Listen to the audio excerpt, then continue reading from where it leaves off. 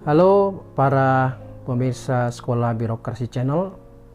Kita bertemu lagi di dalam tema yang kelanjutan dari bagaimana kiat-kiat di dalam meningkatkan nilai dari indeks reformasi birokrasi. Dan kali ini kita akan bicara mengenai cara penguatan akuntabilitas untuk meningkatkan nilai pelaksanaan reformasi birokrasi.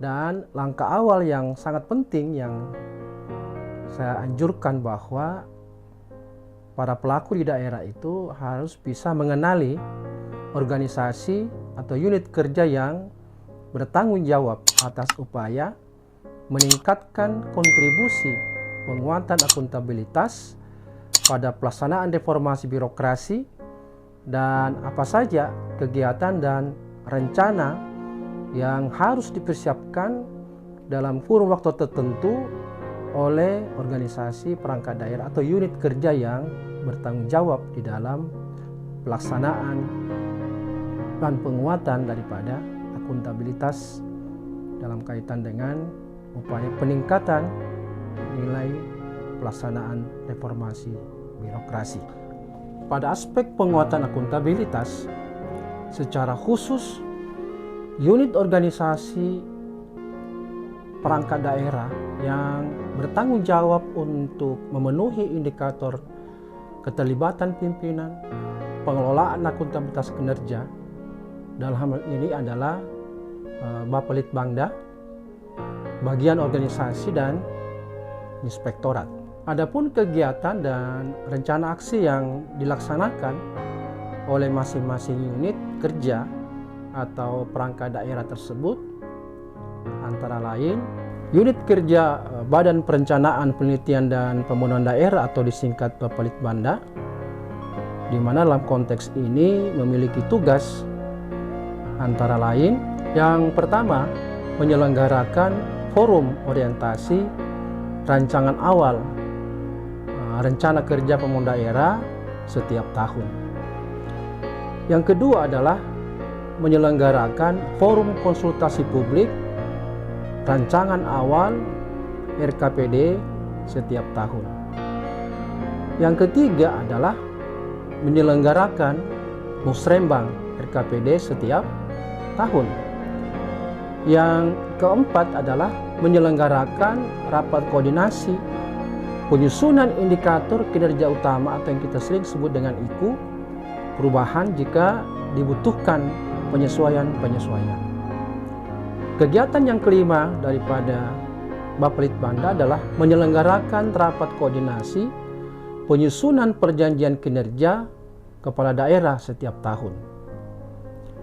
Yang keenam adalah menyelenggarakan rapat koordinasi penyusunan rencana aksi daerah setiap tahun atau pada saat penyusunan roadmap reformasi birokrasi.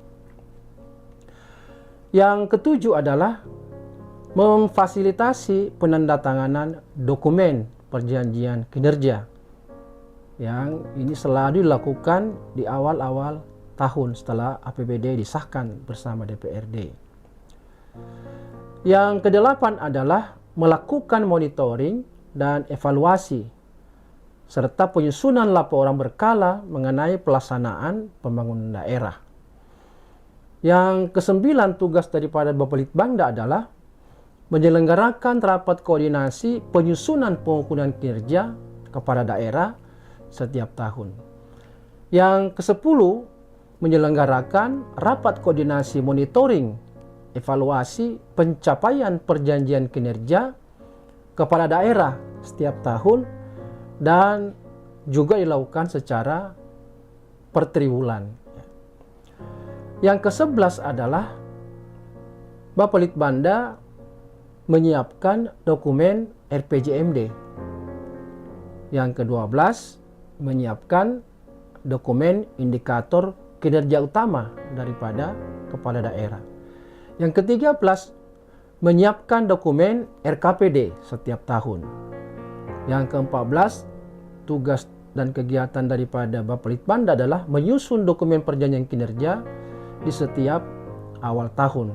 Yang ke-15, melakukan monitoring dan evaluasi kinerja pembangunan daerah melalui aplikasi yang sering disebut dengan Electronic Monef atau disingkat e-Monef.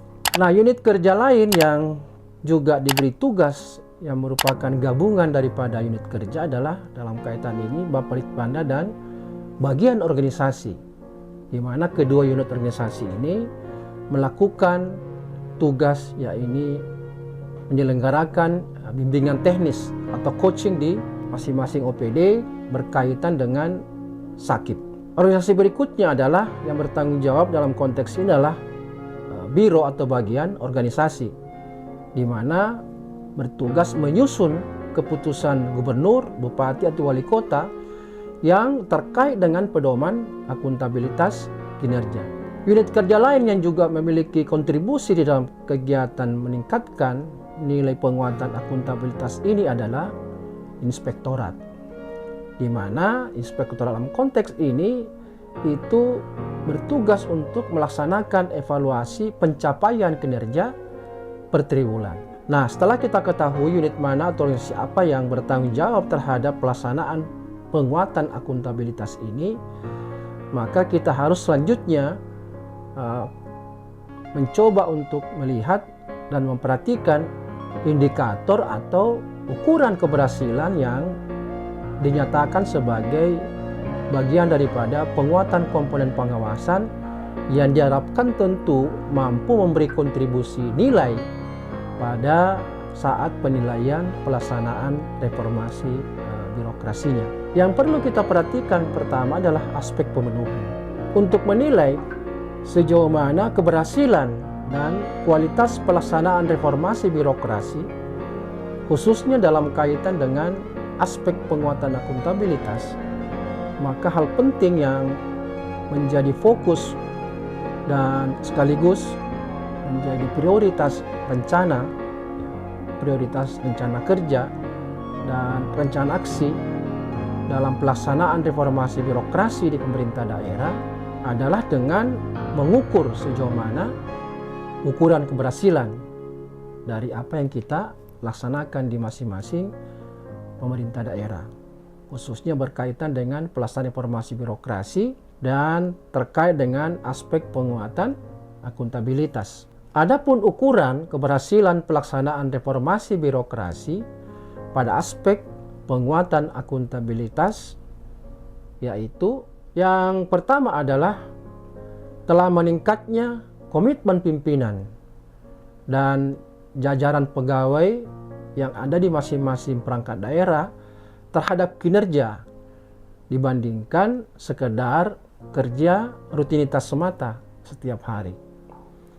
Yang kedua yang kita anggap sebagai ukuran keberhasilan adalah meningkatnya kemampuan pemerintah daerah di dalam mengelola kinerja organisasinya.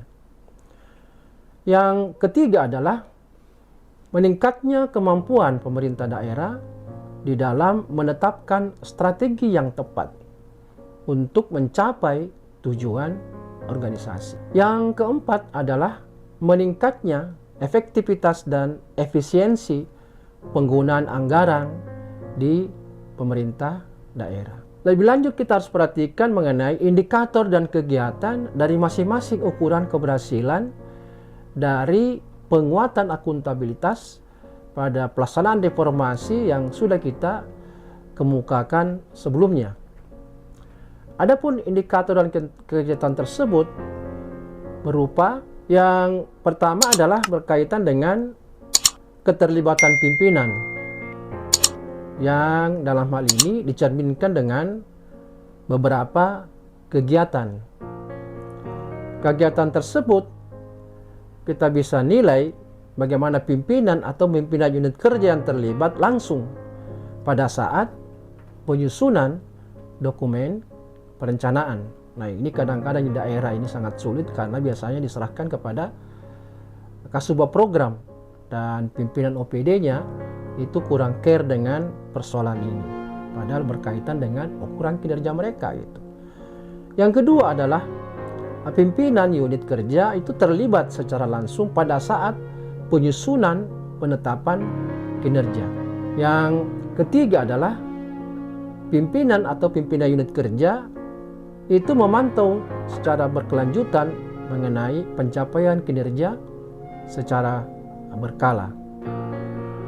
Yang keempat adalah pimpinan atau pimpinan unit kerja itu memang benar-benar telah memahami kinerja yang harus dicapai di dalam jangka menengah, termasuk jangka pendek.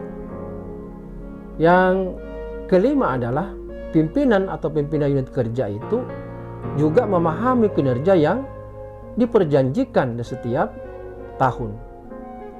Dan yang keenam, pimpinan atau pimpinan unit kerja itu terus melakukan pemantauan terkait dengan pencapaian kinerja secara berkala. Nah, ini sangat penting karena kaitannya dengan adanya Permenpan baru yang merupakan perbaikan dari Permenpan 8 tahun 2020 menjadi Permenpan 6 tahun 2022. Sehingga betul-betul bahwa kinerja pimpinan itu sangat tergantung pada jajaran di bawahnya.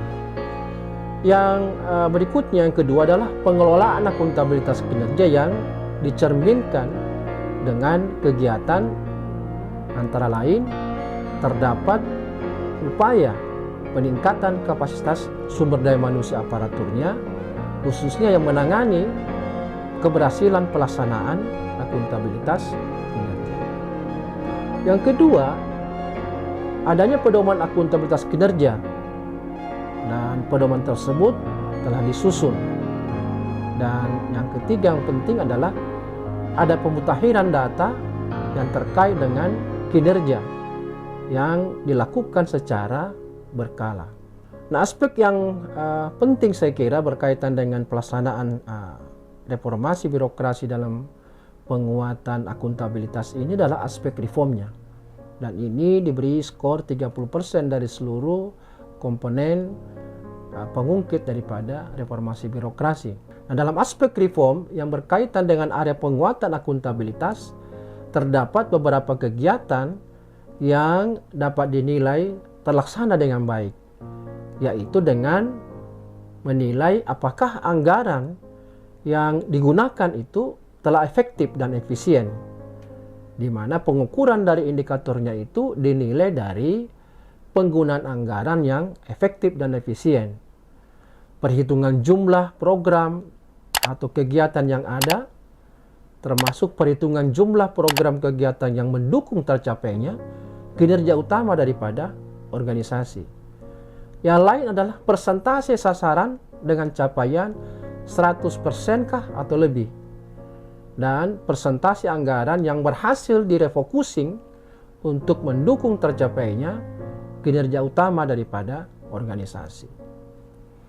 Aksi reform yang kedua adalah berkaitan dengan pemanfaatan aplikasi akuntabilitas kinerja atau e-kinerja, di mana pengukuran dari indikator ini adalah menilai sejauh mana aplikasi yang telah dibuat itu telah terintegrasi dan juga telah dimanfaatkan untuk menciptakan efektivitas dan efisiensi daripada anggaran. Ukuran reform yang ketiga adalah ada pemberian reward dan punishment, di mana pengukurannya ini didasarkan pada hasil capaian atau monitoring dari perjanjian kinerja yang telah dijadikan dasar di dalam pemberian reward dan punishment bagi organisasi dan juga individu ASN.